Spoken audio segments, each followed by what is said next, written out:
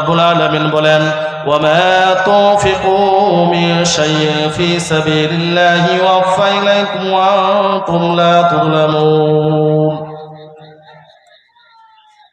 যে আল্লাহর রাস্তায় দান করবে আল্লাহ তাআলা তাকে পরিপূর্ণ দান করবেন।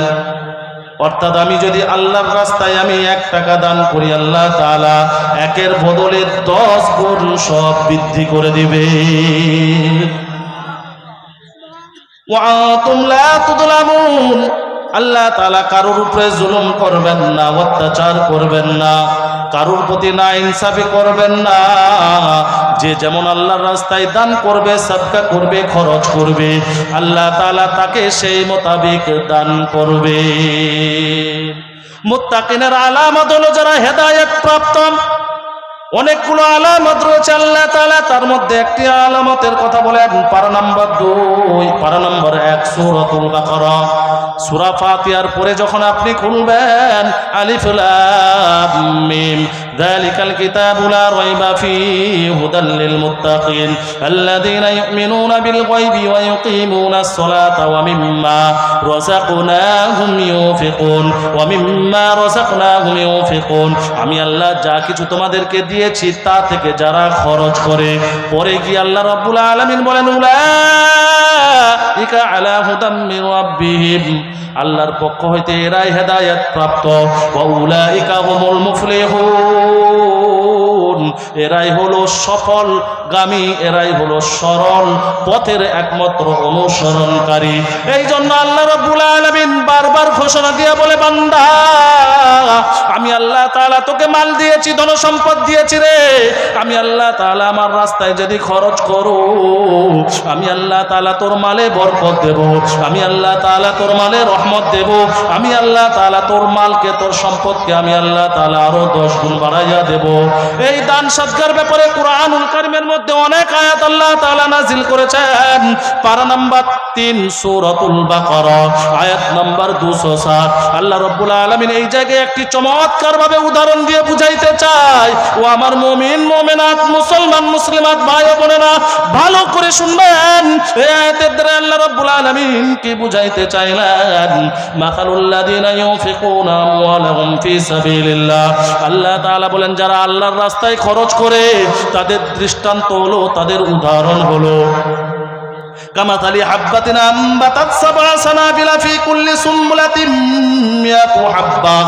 একজন ব্যক্তি হলো বীজ রোপণ করেছে, বীজ রোপণ করার পর একটি শীষ বেরিয়েছে, একটি গাছ বেরিয়েছে, ওই গাছ থেকে ওই শীষ থেকে 7টা আবার শীষ বের হলো। একটা শীষে 100 করে দানা থাকলো। কতগুলো দানা বলেন? তাহলে 7টা যদি শীষ হয় 700টা দানা হয়। আল্লাহ রাব্বুল আলামিন এই জায়গায় চমৎকার ভাবে তার বান্দাকে বুঝালেন, বান্দারে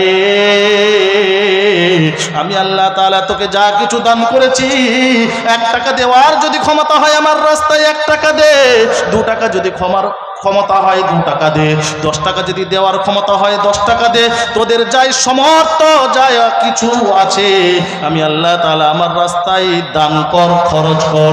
আমার রাস্তায় যদি 1 টাকা দান করি রে বান্দা, ওই 700টা শীষ, একটা শীষ থেকে যেমন 700টা শীষ আমি আল্লাহ তাআলা তৈরি করে দিই। 1 টাকা দান করলে আমি আল্লাহ তাআলা ওই 1 টাকাকে বাড়াতে বাড়াতে 700 গুণ সবে পরিণত করে দেব। আর একটু জোরে হবে না সুবহানাল্লাহ? একটু পিছিয়ে আছে, আবারও ভাইরা পিছিয়ে গেছে, একটু আগের দিকে আসেন, একটু এগিয়ে আসেন। এ ওয়াজ ভালো লাগছে না অন্যদিকে যাব? কোরআনের কথা ভালো লাগছে তো?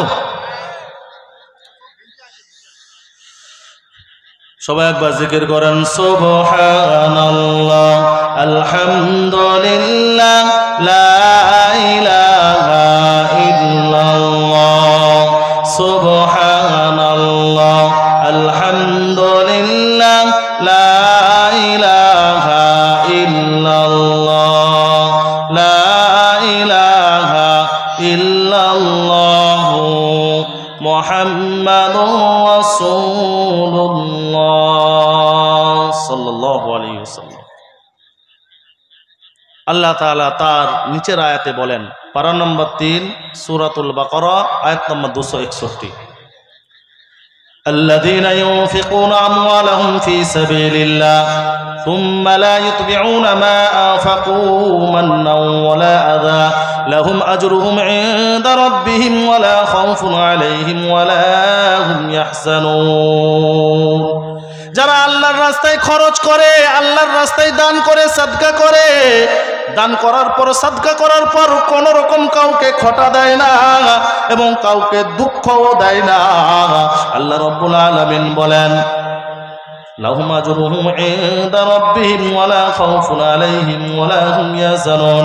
আল্লাহর পক্ষ হইতে, প্রতিপালকের পক্ষ হইতে তাদের জন্য রয়েছে অনেক অনেক আজার, অনেক অনেক প্রতিফল, অনেক অনেক গুণ রয়েছে, অনেক অনেক আল্লাহ তাআলা নেকি দান করবেন, সওয়াব দান করবেন তাদেরকে, এবং তারা কোনো ভয় ভীতি প্রদর্শন করবে না এবং দুঃখিত হবে না। অর্থাৎ আল্লাহ তাআলার রাস্তায় তারা যদি দান করে, দান করার পর যদি কাউকে খটা না দেয়, যদি কাউকে দুঃখ না দেয়, ও মুমিন মুমিনাত, ও মুসলমান, ও মুসলমান মুসলিমিন, আল্লাহ তাআলা এই জায়গায় পরিষ্কারভাবে জানিয়ে দিলেন, যদি আমার বান্দা কাউকে খটা না দেয়, আমি আল্লাহ তাআলার পক্ষ হইতে তাদের জন্য অনেক সওয়াবের ব্যবস্থা, অনেক প্রতিফলের ব্যবস্থা আমি আল্লাহ তাআলা রেখেছি, এবং তারা দুঃখিত হবে না এবং তারা ভয়ভীতি প্রদর্শন করবে না। অর্থাৎ আল্লাহ তাআলা তাদের জন্য কোনো ভয়ের আশঙ্কা রাখবে না এবং তারা ভয়ও করবে না।